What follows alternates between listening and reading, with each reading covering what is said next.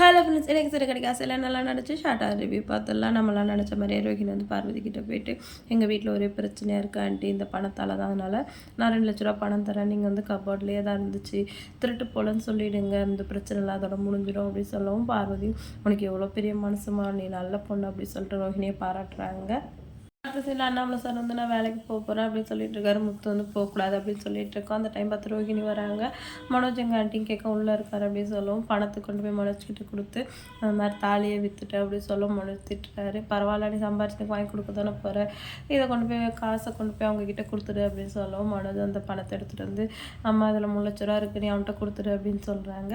Annamalai sir நீ வாங்கிக்கூடா அப்படின்னு சொல்லி பணத்தை வாங்கிக்கிறாரு. விஜய் வந்துட்டு இனிமேல் என்னால் தான் யார் நஷ்டப்பட்டாங்கலாம் சொல்லிட்டு இருக்கக்கூடாது அப்படின்னு சொல்கிறாங்க. அந்த டைம் பார்த்து விஜய்க்கு வந்து ஃபோன் வருது. பார்வதி ஃபோன் பண்ணுறாங்க, இந்த மாதிரி பணம் இருக்குது திருட்டு போல் அப்படின்னு சொல்லிட்டு.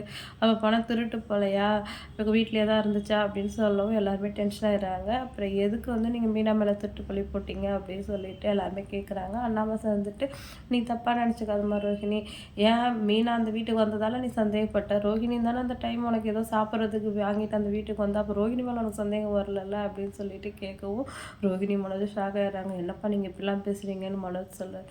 உங்கள் அம்மா மாதிரிலாம் எனக்கு பழி போட தெரியாதுடா, மனசில் பட்டதை சொன்னேன் அப்படின்னு சொல்லிட்டு அண்ணாமலை சார் சொல்லிடுறாரு. விஜயா தான் பதில் சொல்ல முடியாமல் திருன்னு முழிக்கிறாங்க.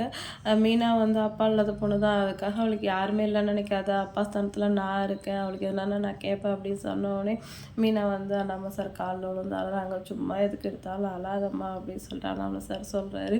மீனா அழறதை பார்த்து பார்த்து எங்களுக்கு பழகி பிடிச்சி இப்போல்லாம் ஃபீலிங்கே வரமாட்டேங்குது. அடுத்த சீனில் முத்து மீனா இருக்கிற காசு வச்சு கார் மேலே வாங்கின பணத்தெல்லாம் கொடுத்தாச்சு. இந்த மீதி காசை வீட்டில் கொடுத்து நகை திருப்ப சொல்லுன்னு முத்து சொல்கிறாரு. எதுக்குங்க, நீங்கள் கார் டியூ கட்டுங்க, எப்படியும் வட்டி கட்டி தானே வாங்க போகிறோம் அப்படின்னு சொல்லிட்டு மீனா சொல்கிறாங்க. அதெல்லாம் சரியாக வராது, மாமியார் வீட்டில் வந்து 10 ரூபா வாங்கினோம்னால அது நமக்கு உறுத்திக்கிட்டே இருக்கும், நீ இதை கொடுத்துடு, சீதாவுக்கும் அலைன்ஸ்லாம் வந்துட்டுருக்குல்ல, அப்போ கையில் நகை இருக்கணும்னு முத்து சொல்கிறாரு. இன்றைக்கி எபிசோட் வந்து இதோட முடிஞ்சிச்சு. நாளைக்கு நல்லா இருக்கும், வந்து வெயிட் பண்ணி பார்க்கலாம். வீடியோ பிடிச்சா லைக் பண்ணிக்கோங்க. இன்னொரு வீடியோவில் நம்ம மீட் பண்ணலாம். டாட்டா பாய்.